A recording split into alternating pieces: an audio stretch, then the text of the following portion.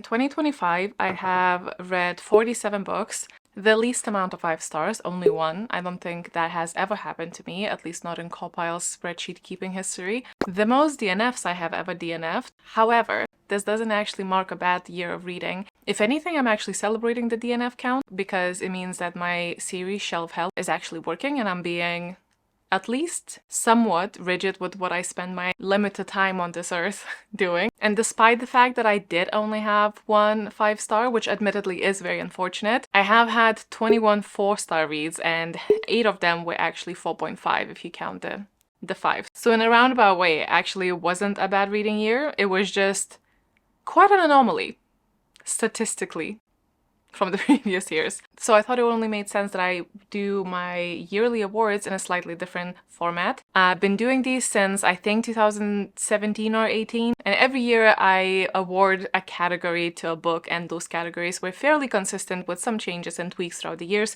This year I'm changing majority of them because I felt like this list actually really asked for it to be curated specifically for the reads of this year. I tried to pick around 10 books that stood out to me the most and tried to pick a reason for why that is, and some of it is really good and some of it not so much. In no particular order, but the first award is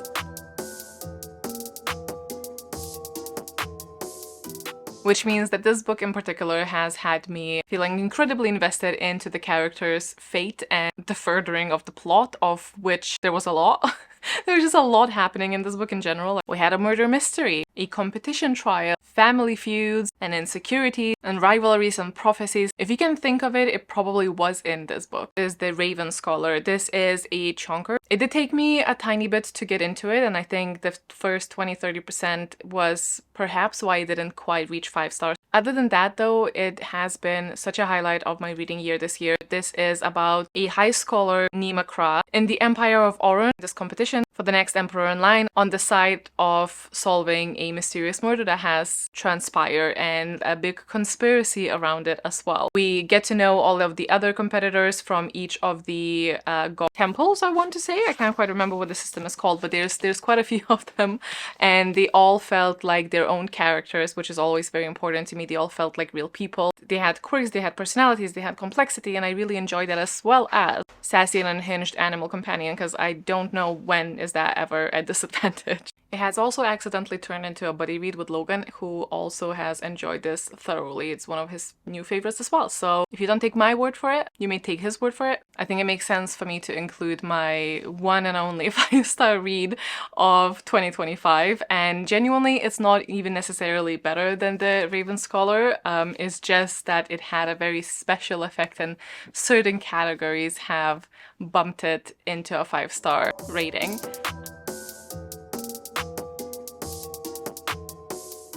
Coming back into the world where I actually feel like I know the character so well, and I know the world and how it works, and the history and all of the nuances of things, it just is not a feeling that I felt in a very long time, and that is what made this one particularly special. So for all its flaws, of which there were a few, of course, I still have the most fond memories and feelings towards Sunrise on the Reaping. I am very excited for the adaptation coming out. Again, something to look forward to. I feel like we all kind of need that. By itself, would this have gotten 5 stars? No, it wouldn't have not. However, I don't live in a vacuum, and I have memories and I have feelings. So because of that, I think the enjoyment has really showed up. The atmosphere was really helped by all of my background knowledge. It feels redundant, but if you don't know, Sunrise on the Reaping is part of the Hunger Games universe, and it follows Hamish's game. The thing that was special about his round is that every district actually got to send double the candidates. So we have had a massive increase in number of people participating, which I was worried about because that is a lot of people to remember. And I didn't feel like this one suffered as much from too many characters, unlike one of the other books that I am gonna mention here later on. It is heartbreaking. It is not fun in a way that fun is normally defined. Love going back into a universe that I am fully invested in a book format. And again, I have had that in TV shows and movies in the last couple of years, but in book format, actually really struggled with that. And I'll probably be chasing something similar in a while. So if you do know of anything that is like an ongoing fandom that keeps releasing things, but has that heart and has all of these feelings attached to it and is vast but not too overwhelming? I would love to know. So please do tell me, because this is obviously always a feeling that everyone wants to experience.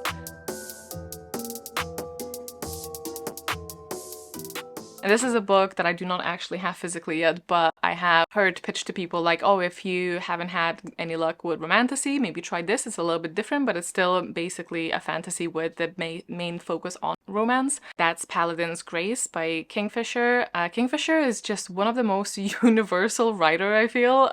They can write horror and romance and children's books and adult books and everything in between. I feel like I don't know that there's something that they cannot do. I really enjoyed this one. It just felt a bit more fresh. It almost felt cozy, but it still had darker themes. And we do follow this paladin who is basically disgraced because there was, I think, a war, and I can't actually remember now. And a woman who saves him from a particular situation, and they kind of like help each other out.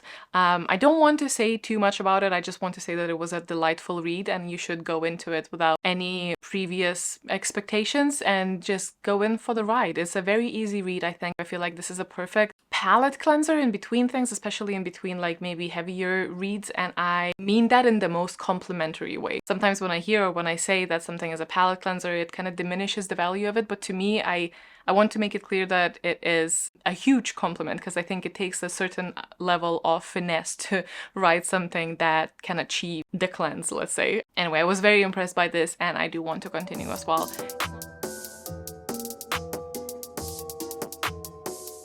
It definitely tested me. I think I was just this close from DNFing this book. This close, and I've even spoken about it. I was just not really enjoying the writing style. The setting doesn't help because I don't like that kind of dreary fog, Olden town. There's so much water around. We're talking about everything rusting and everything is creaking. But I'm also a person that just doesn't like a lot of settings. I don't know what is wrong with me.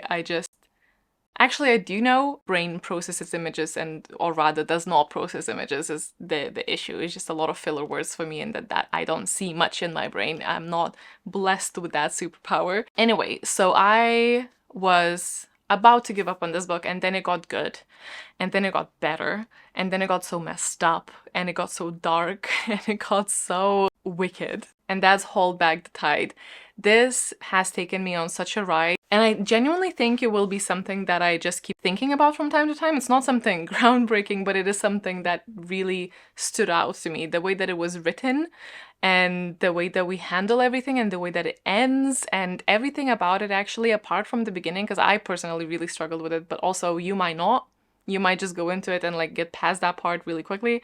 But it's about a girl who is known basically as a little bit cursed. She lives with a father like a little bit away from the main town, and the main town really does not like the father. They think that the father has murdered her mother, and she suspects the same, so she's afraid of being with him. But she's kind of guilty by association. Everyone is just kind of like pointing at him and being like, you're weird, we don't like you, we're scared of you, we wish you weren't here. But he is responsible for keeping the lake at a good level of water, because the water then powers the mill, and the mill is where the money comes from in the town. So there's some like town politics going on, but then it goes a little bit more personal, and it gets a little bit more horror-like, because this is a horror. And I don't want to say too much because I feel like I want you to experience where this goes, but if anything, it kind of reminded me a little bit of almost like Stranger Things-esque situation, because strange things do happen, and I don't know if I've ever seen it pitched that way, but I want to do that in case that helps you. Try it out, because I genuinely think this would be quite a loved book, and I don't know that it's getting enough attention. So I'm doing my part. Now you do yours.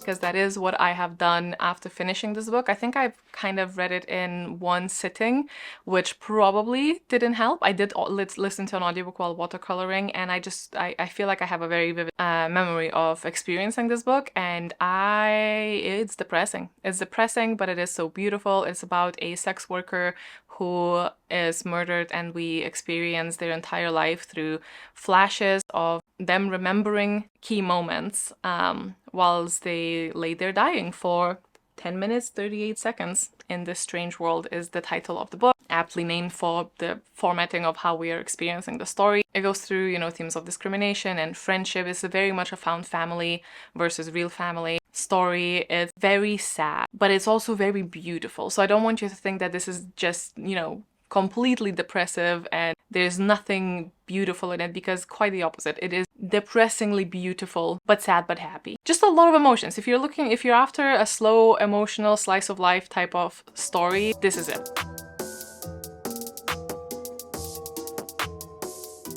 In 2025, I've had a reborn appreciation and love in general for YA. I've had quite a good time with it. I actually think that even some more recent releases of young adult books were quite good. I know that YA is currently not the most popular, but maybe that's actually helping in filtering it. I don't know. Again, topic for another day. Despite that, this actually is not a new release at all, and it's Cinder, earlier YA sci-fi, at least, retellings, and this one was just a really nice surprise. Not that I didn't expect to like it, but I was going in cautiously, not only because it is an earlier YA and I was afraid that I'm gonna see all of the stuff that I've already seen and is just overly saturated, I'm not too interested in, which is not, you know, not untrue. There wasn't anything groundbreaking in here, but I think it still held its ground and I had a brilliant time with it. But because it was also a retelling, and I have notoriously just been very unlucky with retellings. It's not something that I'm very keen on, I found.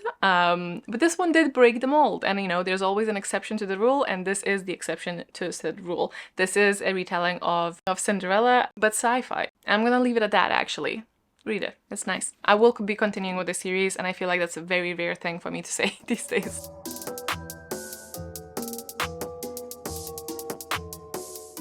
If you caught up with my shelf help series, I have, against my own will, but by my own hand, been forced to read quite a lot of classics that I didn't even think I had that many in my possession. But the one that actually I loved so much and ended up being one of my favorite books of this year was The Black Obelisk. This is a story that is filled with like satirical commentary on the world. Follow a World War I veteran who is working at a kind of like a funeral home for a monument company at a time where there is a lot of death. And the main kind of focal point of the book is the hyperinflation of that period. It is actually ridiculous, but this book was filled with character. There's genuinely actually close to zero plot, and that's a risk. That could have gone really differently, but I can also understand why people would absolutely not enjoy reading this book. It is dense, not an easy read, I would say. However, it is also humorous in a satirical way, which I also historically really mesh well with, so I can understand why I personally had a good time. But I was surprised because, again, it is a very dry read, but it's so good. Again, it's one of my favorite books of the year, and I just did not think that I would say that. So if anything, that also could go for a plot twist award, which would be ironic because, again, there is about 0.5 plot in the entire book.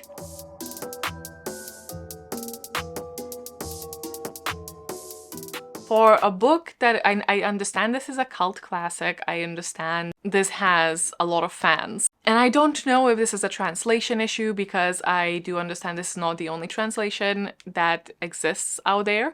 I don't know. However, I had such a hard time with this one. I was really interested in it for like about a half, and then the second half I just felt like I was genuinely in a fever dream, but not in a fun, quirky way, in more so that like, okay, I'm kind of ready to wake up, like I know I'm dreaming now and it's getting ridiculous. I've spoken about this in one of the shelf help episodes because it was part of it, but it's Battle Royale, and it's just so long. I feel like it did not need to be that long because of how much repetition we've had, and I understand why we had the crush being such an important thing because of the ages of the characters. They're just high school kids, and I understand that that is like what they currently care about, but at the same time, given the situation, did that need to be like 40% of the dialogue of the characters? And there were so many of them, and we really did not dwindle down quickly, so I felt like I couldn't tell who's who for a lot of it because the conversations were so similar. Anyway, you can see where the kind of trick has gone by, and this is one of the ones that I have read and I didn't DNF, and I finished it, and I actually do regret not DNFing it because it did not get better for me. I hope that it would, and it would be like worth it at the end, but it was not, and gathering that this is over 600 pages, I do regret not just going with my gut on that one.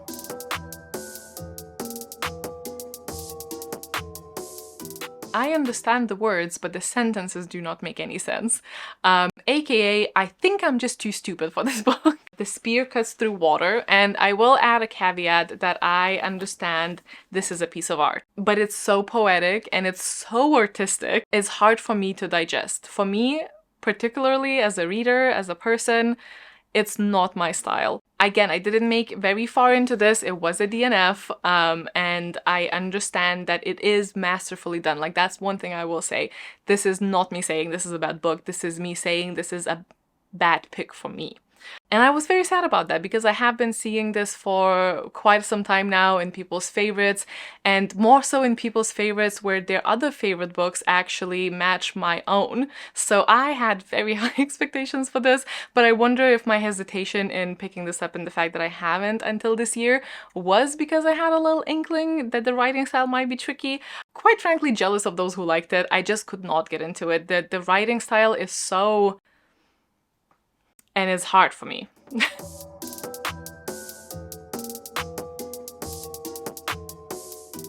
It's a book that made me say no to social things.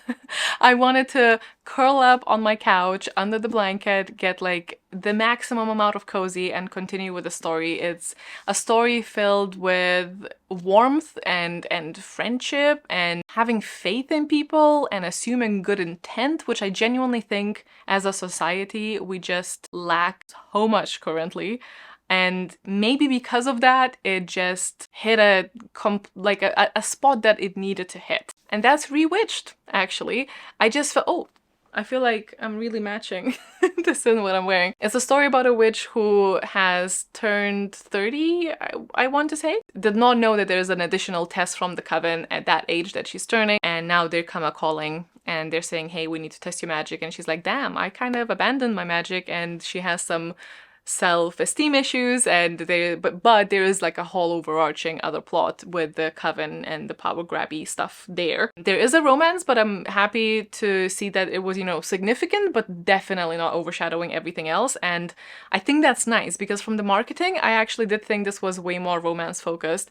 So I was pleasantly surprised because I think that the balance was just right for what it was. I loved this book. It was such a brilliant time. It was just very cozy, very heartwarming, just beautiful, genuinely just fantastic.